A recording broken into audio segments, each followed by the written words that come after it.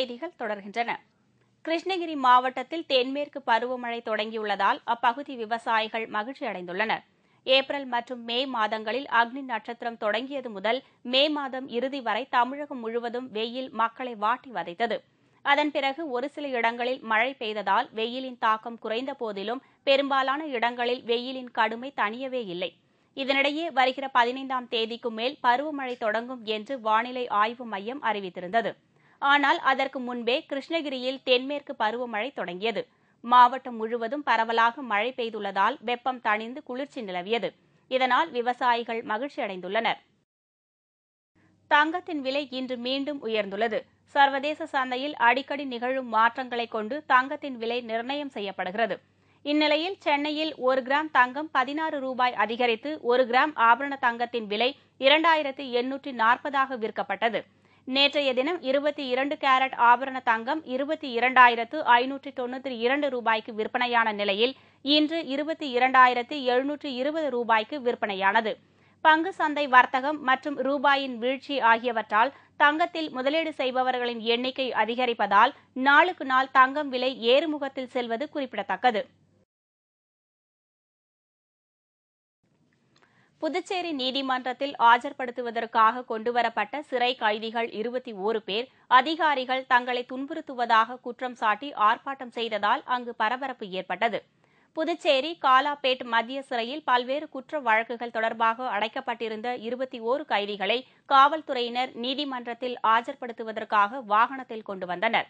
நீதிமன்றத்தை அடைந்ததும் அவர்கள் காவல்துறை வாகனத்தை விட்டு இறங்க மறுத்து அதன் உள்ளே இருந்தவாறே அதிகாரிகளை கண்டித்து ஆர்ப்பாட்டத்தில் ஈடுபட்டனர்.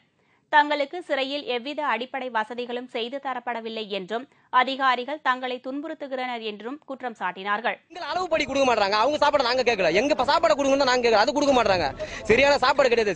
சரியா சாப்பாடு செய்ய தெரியாதெல்லாம் போட்டு இது பண்றாங்க. நிறைய பேர் சாப்பாடு செய்யலாம் இருக்கிறாங்க. 11 மணிக்கு யாருங்க அடிப்பா? தப்பு செஞ்சா நாங்க அடிக்க வேணாம்னு சொல்ல. 11 மணிக்கு அங்க அடிப்பாங்க. அம்மனை கட்டி அடிக்கிறாங்க. 11 மணிக்கு யாருமே எதுவுமே செய்யவே இல்லைங்க. 11 மணிக்கு அடிக்கிறாங்க. இதையடுத்து அதிகாரிகள் கைதிகளை சமாதானம் செய்து நீதிமன்றத்திற்குள் அழைத்து சென்றனர்.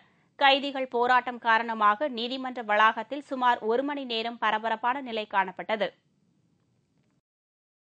தலைமை ஆசிரியர், முதுநிலை ஆசிரியர்களுக்கான பணி மாறுதலுக்கான கலந்தாய்வு 2 நாட்கள் தள்ளி வைக்கப்பட்டுள்ளது. அரசு மேல்நிலைப் பள்ளி மற்றும் உயர்நிலைப் பள்ளி தலைமை ஆசிரியர்கள், முதுநிலை பட்டதாரி ஆசிரியர்கள் ஆகியோருக்கு பணி மாறுதல் வருகிற 16ஆம் தேதி தொடங்கும் என்று பள்ளி கல்வித்துறை அறிவித்திருந்தது. இது தற்போது 18ஆம் தேதிக்கு தள்ளி வைக்கப்பட்டுள்ளது. இது தொடர்பாக செய்தியாளர்களை சந்தித்த பள்ளி கல்வித்துறை இயக்குநர் ப. மணி, அரசு நகராட்சி மேல்நிலைப் பள்ளி தலைமை ஆசிரியர்கள் மாவட்டத்துக்குள் பணி மாறுதலுக்கான கலந்தாய்வு வருகிற 18ஆம் தேதி காலை சென்னை அசோக் நகர் அரசு பெண்கள் மேல்நிலைப் பள்ளியில் நடைபெறும் என்றும், மாவட்டம் விட்டு மாவட்டம் பணி மாறுதல் கோரும் தலைமை ஆசிரியர்களுக்கான கலந்தாய்வு அதே பள்ளியில் அன்று பிற்பகல் 2 மணிக்கு நடைபெறும் என்றும் தெரிவித்தார். இதேபோல் அரசு நகராட்சி உயர்நிலைப் பள்ளி தலைமை ஆசிரியர்களுக்கான பணியிடை மாறுதல் வருகிற 25ஆம் தேதி அரசு அசோக் நகர் பெண்கள் மேல்நிலைப் பள்ளியில் நடைபெற உள்ளது என்றும் இயக்குநர் மணி அப்போது குறிப்பிட்டார். வேலூர் அருகே கட்டிட தொழிலாளி ஒருவர் வீட்டில் பட்டப்பகலில் 10 சவர நகைகள் கொள்ளையடிக்கப்பட்டுள்ள சம்பவம் பரபரப்பை ஏற்படுத்தியுள்ளது. வேலூர் மாவட்டம் ஆற்காடு அண்ணா நகரை சேர்ந்த வெள்ளை என்பவர் வீட்டில்தான் இந்த கொள்ளை சம்பவம் நடந்துள்ளது. கட்டிட தொழிலாளியான வெள்ளை வேலை விஷயமாக நேற்று காலை வெளியில் சென்றுள்ளார். இந்நிலையில் நண்பகலில் வீடு திரும்பிய அவர் தமது வீட்டின் கதவு உடைக்கப்பட்டு பீரோவில் இருந்த 10 சவர நகைகள் மற்றும் ரொக்கப்பணம் கொள்ளையடிக்கப்பட்டிருப்பதைக் கண்டு அதிர்ச்சியடைந்தார். இதனையடுத்து காவல்துறையில் வெள்ளை அளித்த புகாரின் பேரில் கொள்ளையர்களை போலீசார் தேடி வருகின்றனர். இதேபோல் திருவள்ளூர் மாவட்டம் கந்தன்கொள்ளை கிராமத்தில் உள்ள அடுத்தடுத்த வீடுகளில் மர்ம நபர்கள் கொள்ளையடித்துள்ளனர். இப்பகுதியில் வசித்து வரும் கிருஷ்ணமூர்த்தி என்பவரது வீட்டின் கதவை உடைத்து 9 சவர நகைகள் மற்றும் ரொக்கப்பணத்தையும், கிருஷ்ணமூர்த்தியின் வீட்டின் அருகில் வசித்து வரும் தனியார் நிறுவன மேலாளர் மாதவன் என்பவரது வீட்டில் இருந்த நகைகளையும் மர்ம நபர்கள் கொள்ளையடித்து சென்றுள்ளனர். இது தொடர்பாக அளிக்கப்பட்ட புகாரை பதிவு செய்த போலீசார் கொள்ளையர்களை தேடி வருகின்றனர்.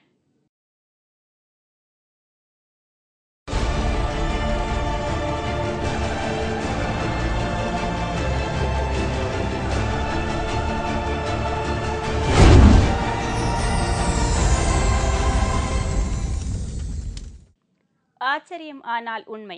ஏடிஎம் இயந்திரத்தில் நமது கார்டை செலுத்தி நாம் விரும்பும் தொகையை எடுக்க முடியும். ஆனால் இங்கு ஒருவர் நாணயங்களை அனைவரின் கண் முன்னால் விழுங்கி எந்த குறிப்பிட்ட நாணயத்தை நாம் கேட்டாலும் நொடியில் அதை எடுத்து தருகிறார். இதேபோல் கையடக்க பந்து ஒன்றையும் தனது வாயில் போட்டு விழுங்கி அதையும் வெளியே எடுத்து சாகசம் புரியும் ஆச்சரியத்தை நீங்களும் பாருங்கள். I have marked them. 1, 2, 3, 4. This is number 1. It's going in. Number 2.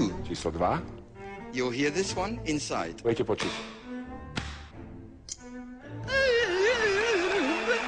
4.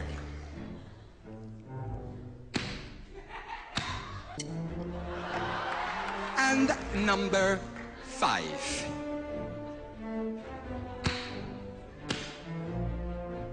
I have this money here. Now, what number do you want me to bring back? Number 3 is coming up. I have to push away 4 and 5 to bring 3. If I show you there is number... Now you can have two numbers together. What 2 numbers would you like? 1 and 5. 1 and 5, yeah. 1 and 5. Coming up, I have to push away number 2. Number 2 is going in the corner, so 1 and 5 is coming up.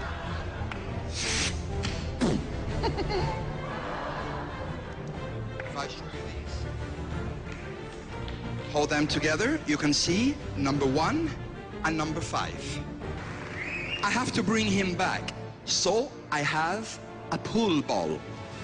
This is a real pool ball. Will go in and number 2 will come up. So, ball in, money back. You better come back.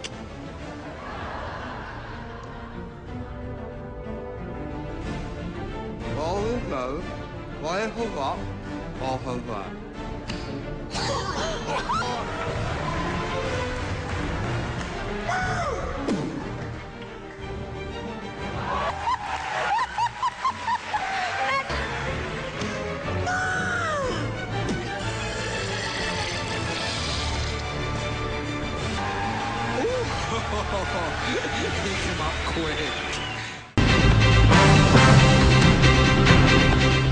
Euro கால்பந்து போட்டி காலிறுதிக்கு தகுதி பெற்றது Germany.